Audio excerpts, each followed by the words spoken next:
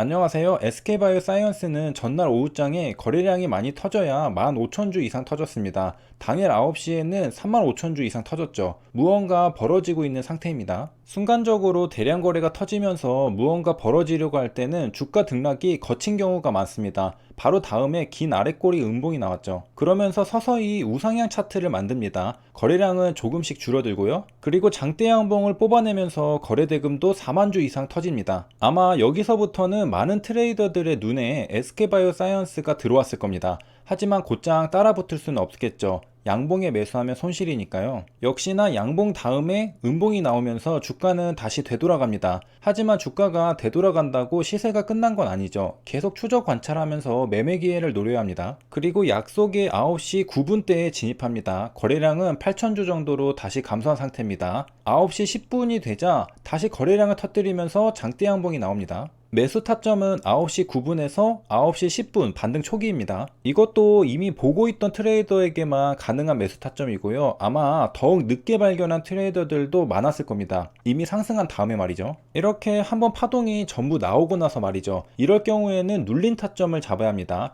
26만 6천원 부근이 눌린 타점이 될 수 있습니다. 이렇게 재차 거래대금을 터뜨리면서 상승해주는 모습을 관찰할 수 있습니다. 그리고 다시 내려올 때도 역시 26만 6천원 부근이 지지선 역할을 해주죠. 그리고 기나긴 횡보의 시간이 도래합니다. 오랫동안 횡보합니다. 하지만 가격은 하락하지 않고 버티고 있습니다. 가격이 버틴다는 걸 주목해야 합니다. 가격이 내려가지 않고 결국 버틴다면 주가는 위로 올라갈 수 있습니다. 그렇게 버티다가 한번 추세를 타고 전고점 돌파하고 상승합니다. 돌파하고 상승한다고 희망 회로를 돌리면서 또 위에서 매수하면 안 됩니다. 조정을 거치기 때문이죠. 작은 박스권을 그리면서 위아래 왔다 갔다 하면서 조정을 거칩니다. 이때 중간에 횡보하던 시기보다 거래량이 많이 터지고 있다는 걸 보아야 합니다. 많은 시장 참여자들이 SK바이오사이언스를 거래하고 있습니다. 그러다가 재차 돌파하면서 상승하죠. 여기에서도 따라붙으면 안 됩니다. 주가는 다시 되돌림을 겪기 때문이죠. 공식처럼 외우면 됩니다. 양봉의 매수 금지라고 말이죠.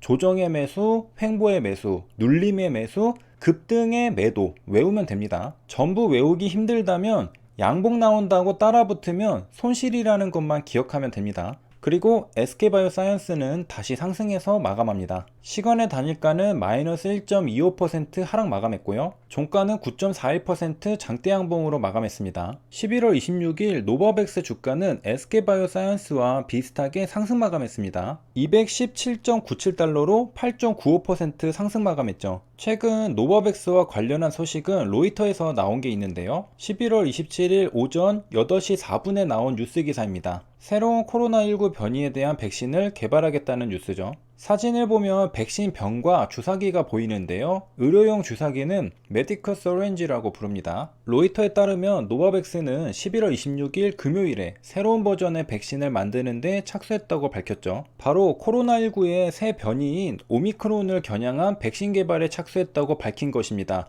CNN 방송도 보도했고 한국의 SBS 뉴스도 보도했습니다. 오미크론은 B.1.1.529입니다. 기억해두면 나중에 다른 변이 바이러스와 구분하기 쉽겠죠. 금요일에 노바백스가 상승한 이유는 오미크론 백신에 대한 기대감인 걸로 보입니다. 9% 상승했죠. 그런데 SK바이오사이언스가 상승한 이유는 노바백스 백신 잠정 승인 신청 영향이라고 분석했습니다. 일단 상승한 이유가 있어야 하니까 갖다 붙인 걸로 보이는데요.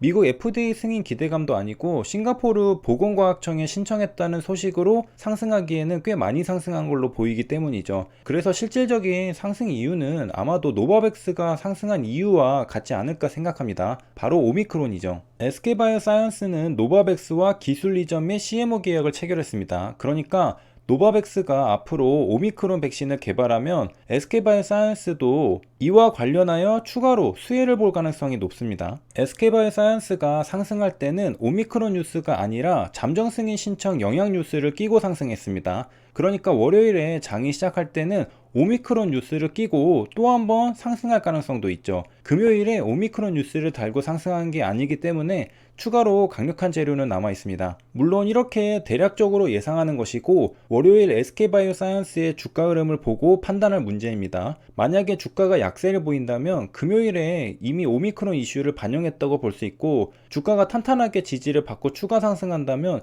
오미크론 이슈도 이번에 받으면서 한 번 더 상승할 상승한다고 볼 수 있겠습니다. 월요일에 오미크론 이슈를 받으면서 또 한번 상승하면 매매할 구간이 생기겠죠. 월요일 SK바이오사이언스는 갭이 떴고 음봉 보합으로 마감하였습니다.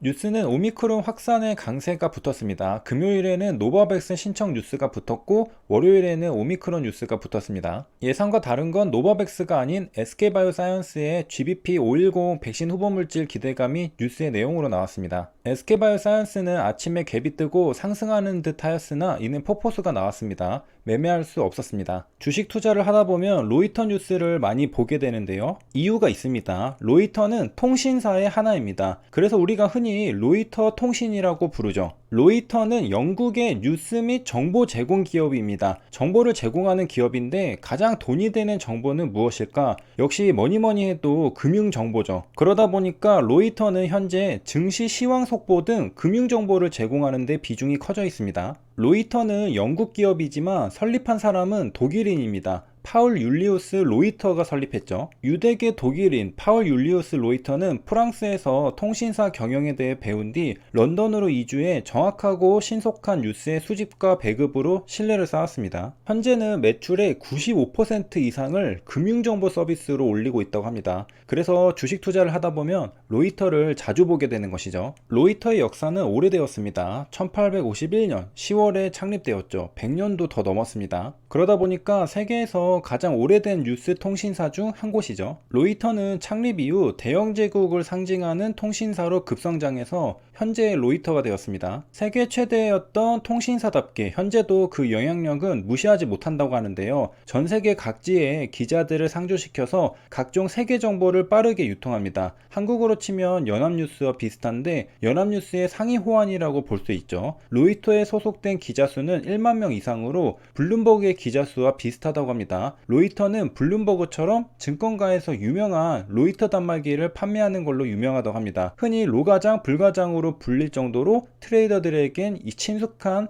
존재라고 합니다. 로이터를 창립한 파울 율리우스 로이터는 1816년 7월 21일에 태어났습니다. 200년 전에 태어났죠. 굉장히 오래전에 태어난 사람입니다. 지금은 인터넷이 발달해서 빠르게 정보를 주고받을 수 있겠지만 옛날에는 안 그랬겠죠. 파울 율리우스 로이터는 빠르게 뉴스를 가져오는 것이 중요하다는 걸 깨달았습니다. 뉴스를 빠르게 대중에게 전달할수록 경쟁력이 높아지는 것이죠. 그래서 전서구를 이용합니다. 전서구란 통신을 이용하기 위해 훈련된 비둘기를 말합니다. 자신이 원래 있던 곳으로 돌아올 수 있는 비둘기의 귀소 본능을 이용한 것입니다. 파울 율리우스 로이터는 그 당시 사용할 수 있는 수단을 최대한 활용해서 뉴스를 빠르게 제공할 수 있는 노력을 다했습니다. 그런 배경과 역사를 가진 로이터는 현재도 마찬가지의 방법으로 그 영향력을 이 세상에 미치고 있는 겁니다.